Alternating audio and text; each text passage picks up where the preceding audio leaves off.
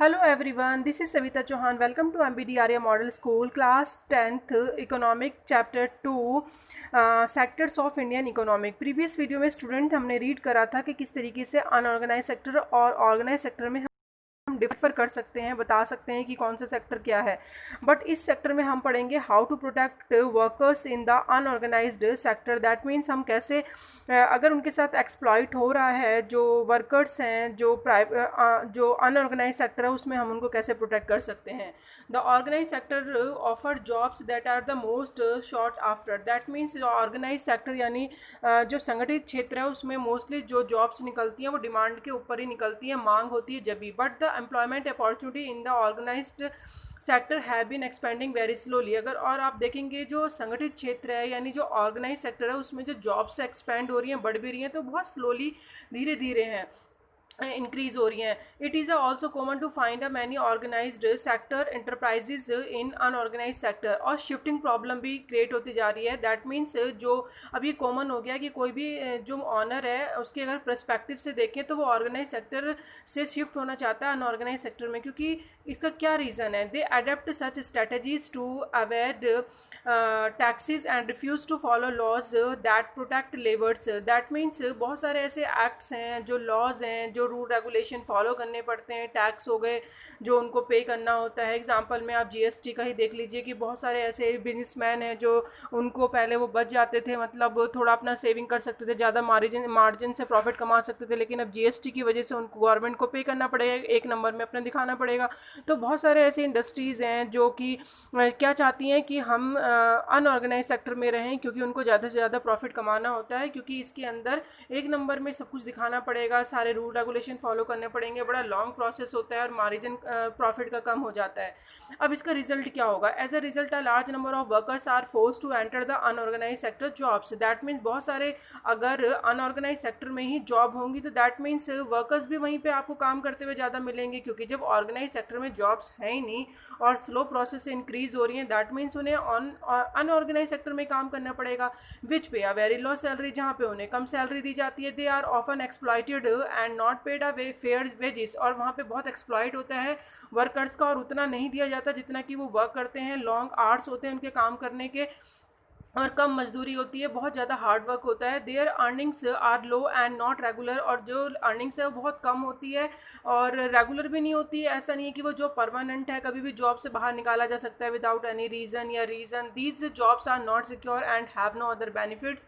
Other benefits भी नहीं मिलते हैं अनऑर्गेनाइज सेक्टर में, जैसे कि मेडिकल केयर हो गया, अलाउंसेज हो गए, या फिर कोई भी प्रोविडेंट फंड हो गए, वो कोई भी प्रॉफिट बेनिफिट्स नहीं मिलते हैं. Since the 1990 century, it is also common to see a large number of workers losing their jobs in the organise sector. अगर 1990 से देखोगे कॉमन हो गया है कि बहुत सारे वर्कर्स ने अब अपनी जॉब ऑर्गेनाइज सेक्टर में खोई है. These workers are force to take up jobs in the unorganised sector with the low earnings. और अब ये सब मजबूर हैं अनऑर्गेनाइज सेक्टर में काम करने के लिए और कम मजदूरी में. क्योंकि क्या होता है, कुछ ना मिलने से अच्छा होता है जब इंसान बहुत मजबूर होता है तो अगर उसके सामने जो ऑप्शन होता है वो उसी पे काम करेगा कि चलो ठीक है ये इसी से काम चला लेते हैं. Hence beside the need for work more work. इसके अलावा अगर देखें उनको ज़्यादा काम की ज़रूरत है. And there is also need for protection. उनको प्रोटेक्शन की भी ज़रूरत है वर्कर्स को, support of the workers in the unorganised sector, unorganise sector में.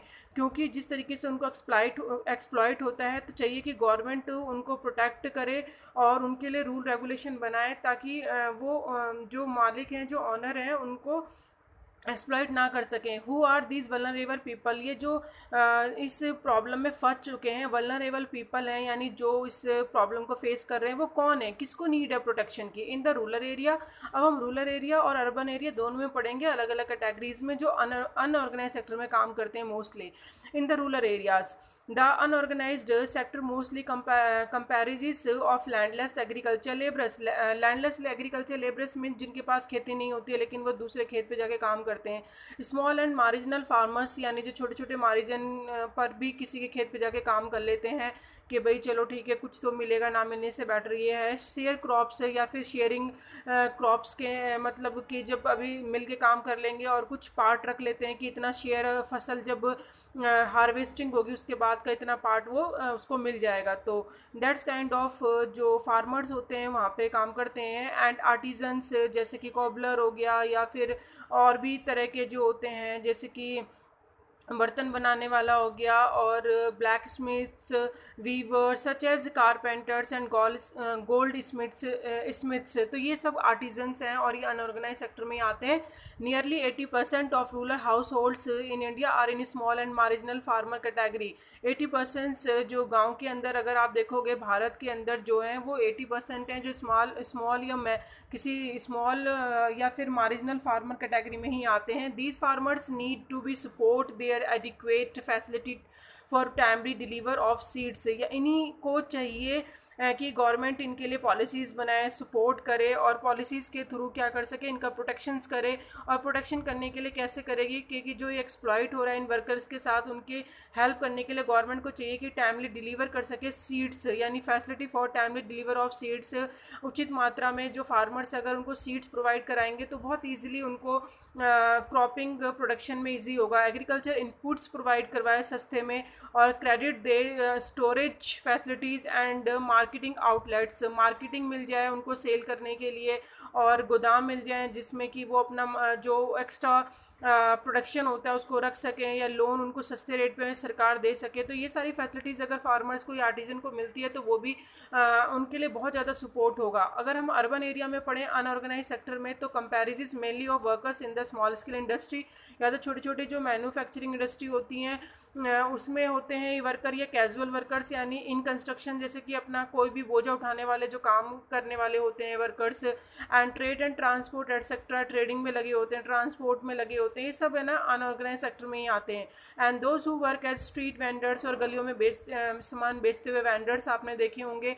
हैंड लोड वर्कर्स आपने देखा होगा, सर पे बोझा उठाने वाले वर्कर्स। एंड गारमेंट मेकर्स, कपड़े बनाने वाले देखे होंगे। रैक पिकर्स देखे होंगे, कूड़ा उठाने वाले etcetera. Small scale industry also need governments support for procuring raw materials and marketing of output. इस छोटे छोटे जो स्मॉल स्केल लेवल पे काम करती हैं जो छोटी इंडस्ट्री होती हैं, गवर्नमेंट को चाहिए कि उनको प्रोटेक्ट कर सके, उनको रॉ मटेरियल प्रोवाइड करा सके, मार्केटिंग प्रोवाइड करा सके। And the casual workers in the both rural and urban areas need to be protected. चाहे रूरल में हो या अर्बन में, जो मजदूर हैं उनको तो प्रोटेक्शन की ज़रूरत है, ताकि गवर्नमेंट ऐसी पॉलिसीज बनाए जिससे कि वो प्रोटेक्ट हो सकें। We also find that majority of workers from schedule caste के, जो शेड्यूल कास्ट हैं, ट्राइब्स हैं, बैकवर्ड कम्युनिटीज़ हैं, find themselves in the unorganised sector. जो ये पिछड़े हुए जाति के लोग हैं जो ये पाए जाते हैं, जो अपने आप को अनऑर्गेनाइज सेक्टर में मोस्टली ज़्यादा आपको मिलेंगे। And beside getting the irregular, इनको irregular work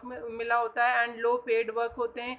and these workers also face social discrimination, और भेदभाव भी समाज में इनके साथ सबसे ज़्यादा ही होता है और होता चला आ रहा है। Protections and support to the unorganised sector workers, इसीलिए गवर्नमेंट को प्रोटेक्शन और सपोर्ट की ज़रूरत है कि वो इन वर्कर्स की हेल्प कर सके जो अनऑर्गेनाइज सेक्टर में काम कर रहे हैं। एंड दस necessary for both economic and social development, और तभी हम कह सकते हैं कि ये ज़रूरी भी है इकोनॉमिक के लिए और सोशल डेवलपमेंट के लिए, समाज के लिए भी और एक देश की कंट्री के लिए भी। क्योंकि रूरल एरिया हो या अर्बन एरिया, अगर वहाँ के वर्कर्स का लिविंग स्टैंडर्ड अच्छा होगा, इनकम ज़्यादा अच्छी होगी, तो इकोनॉमिक अपने आप ही ग्रो करेगी और अपना आप ही कंट्री डेवलप करेगी। Thank you.